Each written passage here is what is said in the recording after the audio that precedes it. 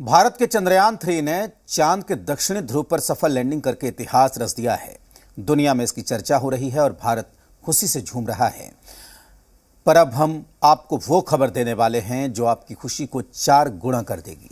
चंद्रयान-3 के नायक ISRO chief S Somnath ने जी media पर खुलासा करते हुए कहा कि चांद पर बहुत जल्द भारतीय इंसान भी अपने कदम रखेंगे।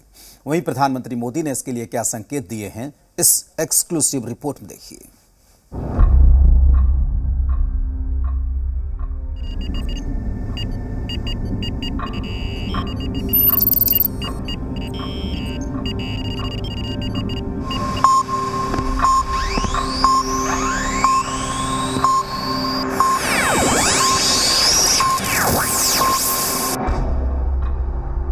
आज के बाद से चांद से जुड़े मिथक बदल जाएंगे।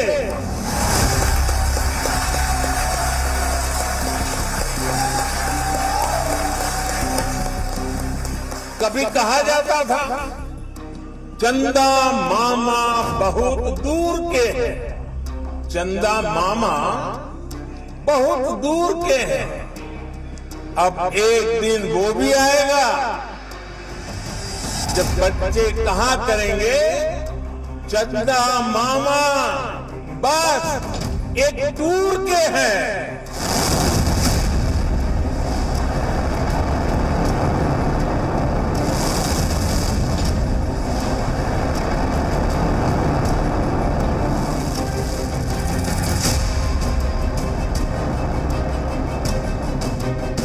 साल 2030, जगह चंद्रमा, संदेश। प्रधानमंत्री जी, मैं चांद से भारतीय अंतरिक्ष यात्री बोल रहा हूँ। चांद से हमारी पृथ्वी बहुत सुंदर दिख रही है। डेट तय नहीं, अंतरिक्ष यात्री का नाम फाइनल नहीं, लेकिन हमने आपको भारत की अंतरिक्ष एजेंसी इसरो की काबिलियत, लक्ष्य और तैयारी को देखते हुए ये बताने की कोशिश की है कि जिन बच्चों ने चंद्रयान-3 को चांद पर उतरते देखा है, वो एक दिन नील आर्मस्ट्रांग की तरह भारत के अंतरिक्ष यात्री को भी चांद पर कदम रखते देखने वाले हैं।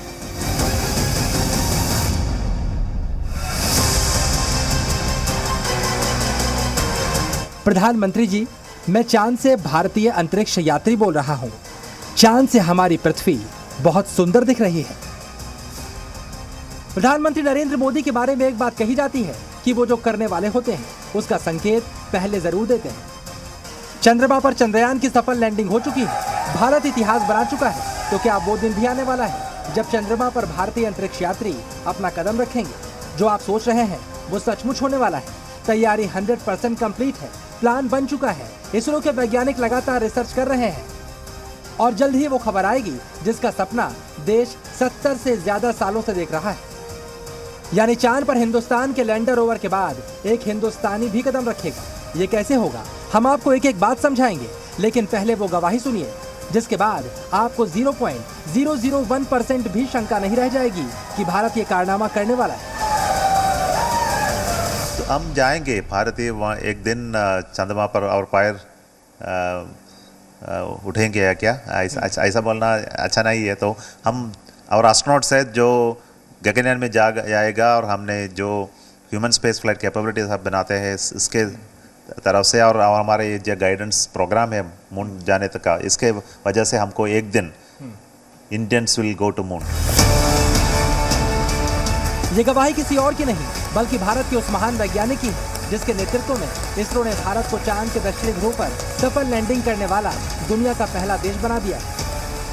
इसरो चीफ एस सोमनाथ ने जो कुछ कहा है उसका पूरा प्लान चंद्रयान-3 मिशन के लैंडर विक्रम और रोवर प्रज्ञान तैयार करेंगे, क्योंकि चांद के दक्षिणी ध्रुव पर उतरने के बाद रोवर प्रज्ञान जो प्रयोग करने वाला है उसके नतीजे चांद पर भारत के मैन मिशन की तैयारी के लिए मील का पत्थर साबित हुए।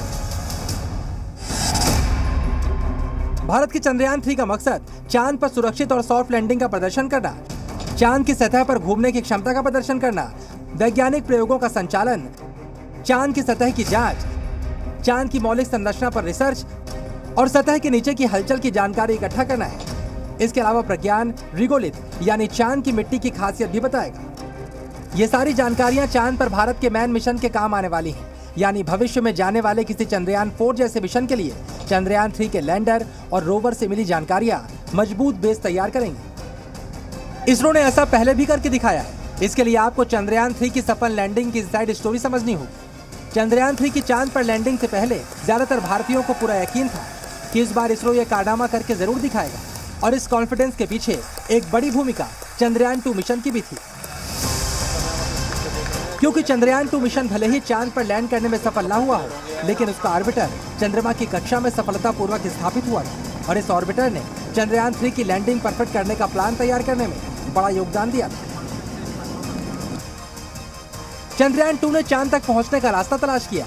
चंद्रयान 2 के ऑर्बिटर ने चांद की मैपिंग की, जिसकी मदद से इसरो को चांद के सटीक नक्शे मिले। इससे पहले इसरो के पास ये जानकारी मौजूद नहीं थी, और इन तमाम जानकारियों से चंद्रयान 3 की सफल लैंडिंग में बड़ी मदद हुई।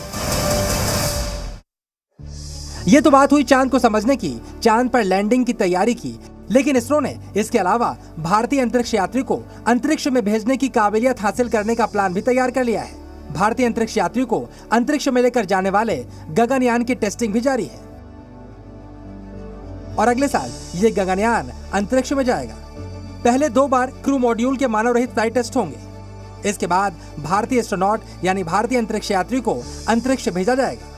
भारतीय अंतरिक्ष यात्रियों को गगनयान कैप्सूल में बिठाकर अंतरिक्ष में भेजा जाएगा।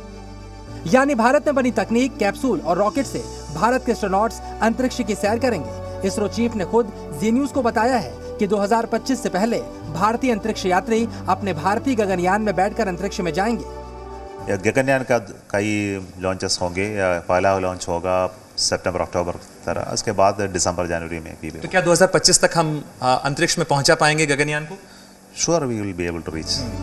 अब आप सोच कर देखिए, जब भारत के पास चांद पर लैंडिंग की तकनीक आ चुकी है, चंद्रयान 3 के लैंडर और रोवर चांद की जमीन और वायुमंडल के बारे में सारी जानकारियां इकट्ठी करने में लगे हैं, भारत के पास 2025 तक अपने अंतरिक्ष यात्रियों को अंतरिक्ष तक कैप्सूल में बिठाकर पहुंचाने की तकनीक भी आ जाएगी, तो फिर चांद पर भारत के कदम पड़ते देखने के लिए भारतीयों को बहुत लंबा इंतजार नहीं करना होगा।